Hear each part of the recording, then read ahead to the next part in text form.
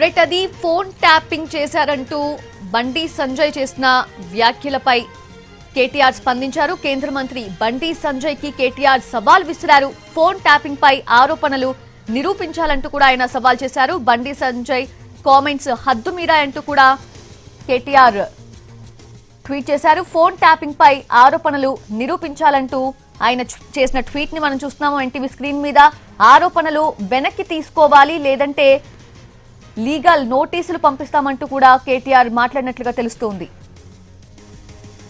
Phone tapping పై ఆరోపణలు నిరూపించాలి, అలాగే ఆయన కామెంట్స్ కూడా బండి సంజయ్ చేసిన కామెంట్స్ ఏవైతే ఉన్నాయో అవి హద్దుమీరా అంటూ కూడా కేటీఆర్ మాట్లాడారు. 48 గంటల్లో బండి సంజయ్ క్షమాపణ చెప్పాలంటూ ఆయన ట్వీట్ చేశారు.